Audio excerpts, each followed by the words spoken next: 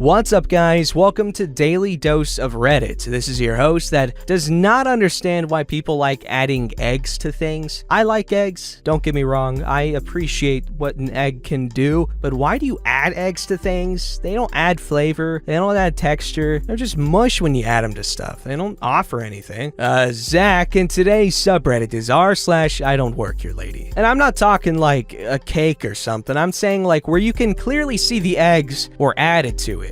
Situations like that, it's usually breakfast food, but like, why? I get that there's protein in eggs, maybe it's a thing where like, oh, at least it'll fill me up a little bit better. Sure, but like, couldn't you, I don't know, if you have the option, sure, eggs are healthier than like sausage or beef, but like, wouldn't you rather have that in your food? Alright, so first up, we have a really long story called Ethical Irony. I don't know what makes it ethical, and I don't know what irony would be unethical, but here we have Ethical Irony. I found this Reddit via YouTube, and I have been lurking anonymously for a while now. I understand the rule about no politics, and politics really doesn't play a factor here, except to perhaps shed a bit of light on the swampy nature of the swamp. A sufficient time has passed now, over 30 years, that this tale won't compromise anyone's identity, nor touch on any politics of the current day, except perhaps to show that the swamp is still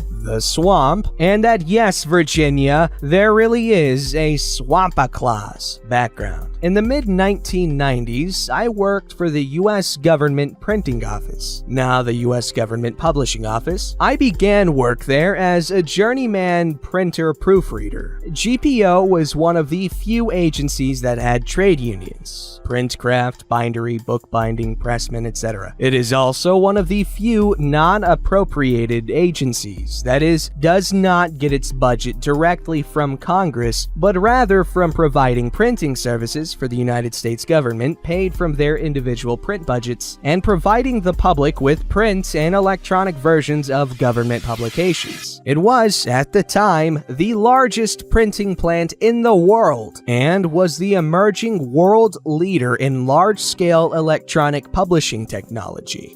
That took so many tries to say right. At that time, I had already worked in trade there for 8 years, but had provisionally transitioned to a white-collar position assigned to the office of production manager while I waited for an opening in their development division, creating and implementing technologies to convert ink-on-paper archiving to electronic archives, and direct-to-press printing publishing and the newly emerging internet. A topic for a later post, perhaps, because I actually knew what a computer was and how programming was done. The office had a congressional liaison section that catered to the print and publishing needs of Congress. The office not only tracked jobs through the plant, but did troubleshooting and, when needed, direct liaison. Long story short, they needed someone familiar with a certain in-progress job to coordinate the House printing services for the production of the House Ethics Manual, HEM, basically a guide for House members and their staffs on what was and what was not acceptable for them to do in performance of their congressional duties. Volume 1 covered all the laws, statutes, House rules, and Volume 2 was filled with examples of the various aspects spelled out in Volume 1. Because of my unique qualifications, I was asked if I would be willing to liaise with HPS for that, and other projects up on Capitol Hill. Sure, why not? A change of pace is always welcome in the chaotic world of tight deadlines. Cast of characters. Oh boy, okay.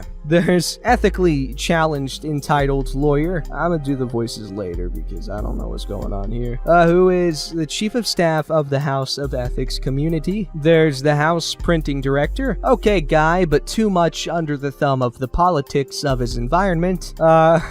Columbia Typographic 101 union representative. Blue collar printer proofreader and the union shop steward. Big Red. Nom de plume of GPO's night production manager. We had butted heads a few times. Hey, he was Irish and no beaver sausage, as was I, about a technical and procedural issue here and there, but respected each other as being non-beaver sausage people focused on getting the job done on time and in the most efficient manner. Plus, we were both damned good at our jobs, but he was my my boss. I knew it, he knew it, and no overall issues, and more than a fair bit of respect for one another. Public Printer, the current administration's politically appointed head of GPO. In other words, a political hack whose daddy owned a publishing business but wouldn't know Helvetica from Garamond or the contents of the US government style manual even if he read it. Essentially, the production managers actually ran GPO print and publishing operations. Me, US GPO liaison to HPS, journeyman printer proofreader, not at trade, and known in-house at GPO as Rambo, because someone was in the army once upon a time and has a zero-tolerance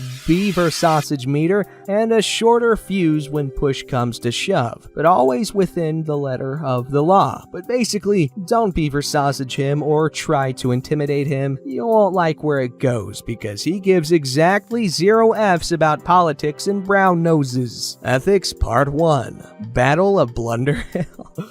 Nice. The first few months went extremely well. Volume 1 of the HEM was accomplished on time and even under budget, something appreciated by the house printing director since it made him look good. Several other ongoing projects were similarly accomplished. I got to work in a quiet, fairly posh office on Capitol Hill, albeit buried in basement bowels of the sprawling maze of tunnels under the Capitol and its House and Senate buildings. During the pre-production phase of HEM1, things went along without issue, and I had distant interaction with the actual committee staff mainly via marked up manuscripts and various minor questions on typography and layout. HEM1 went into production and was printed. Now it was time to begin production of HEM2. Again, at first, things went swimmingly. Various drafts came and went, marked up by yours truly and revised according to the US GPO style manual. A few minor clerical interactions to the staff to explain why so-and-so was revised to this-and-so. Typical pre-production, and again, things were ahead of schedule and under budget. House printing director was happier than a clam that missed the chowder bowl. His reputation as an efficient manager was acknowledged on many occasions during that time frame, and to his credit, he was efficient. Just that house printing director had a backbone made of overcooked spaghetti.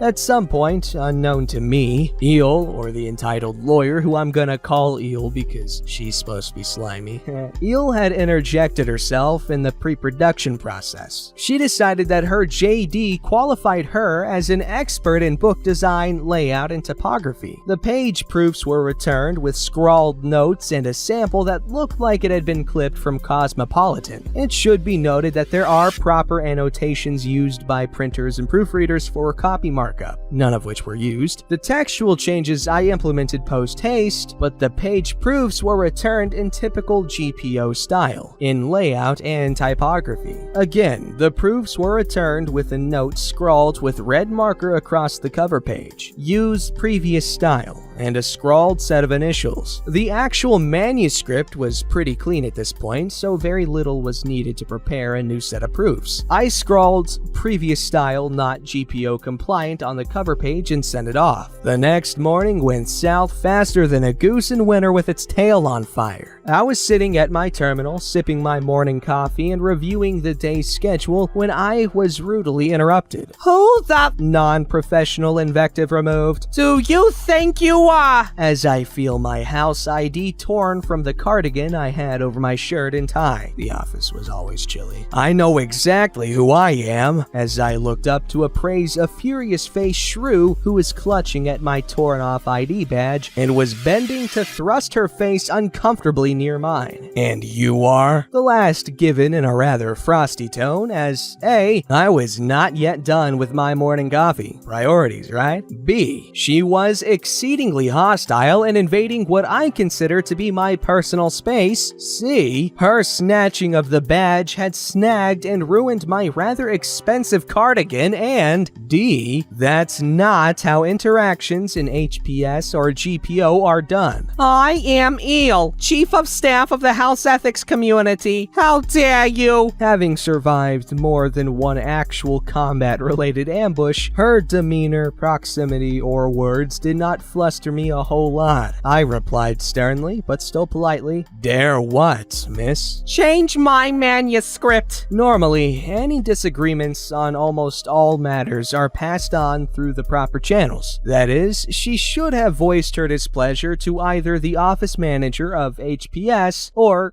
given her position, to the director himself. She had absolutely zero business in this back office work environment and absolutely zero business conducting herself in violation of HEM1. Not GPO style, miss. If you have issue, at this time, having been frantically informed by the office manager, director enters in stage left, eyes wide in horror. Eel, now screeching like a puma in heat, "I will have you fired, you!" Insert more invective, perhaps suited to bar brawls, but certainly not Capitol Hill. Director stammering, eyes blinking like a spastic semaphore. What's going on? "I want this insufferable!" Insert more decidingly unprofessional invective. "Fired and escorted from the hill!" Director could only flap his lips and make incoherent gurgles in his throat. I reach under my snagged cardigan and withdraw my GPO ID on its lanyard. "Miss, I work for GPO and you can't fire me." I looked at director and reached down, turning the power off to the PC. "I am terminating my details to HPS. I'll be off to GPO now." "I am not done with you." "Perhaps not, miss, but I am entirely done with you." I gathered up my coffee mug, ejected the 3.5-inch floppy, the one with the entire project stored on it, from its drive and slid it into my pocket. "I did not give you permission to leave." "Ma'am, I do not need your permission." I left at a leisurely pace. Unfortunately,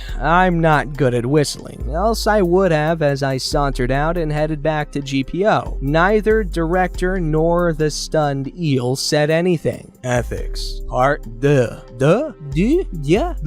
Rise of Rambo. I walked back to GPO from Capitol Hill. It's a bit of a walk, but it was a pleasant spring day and I wanted Eel to vent to whoever back at GPO. I didn't really relish the prospect, but I was not overly concerned. First, not only was I protected by the rules and regulations of the civil service, but I was also a union member and I had all the protections built into the contract between GPO and its various unions. It once took 5 years to fire a typesetter who showed up drunk every night and slept it off during his linotype machine. News can travel fast sometimes in government, particularly from the high and mighty to some political appointee. Bad news travels even faster, so I knew as I trekked back to GPO that some version of what happened would have already been relayed from HPS or House Ethics Committee to GPO. C'est la vie, c'est la guerre. I arrived back at GPO and went to my desk, and sure enough, there was a note telling me to report immediately to PP's office.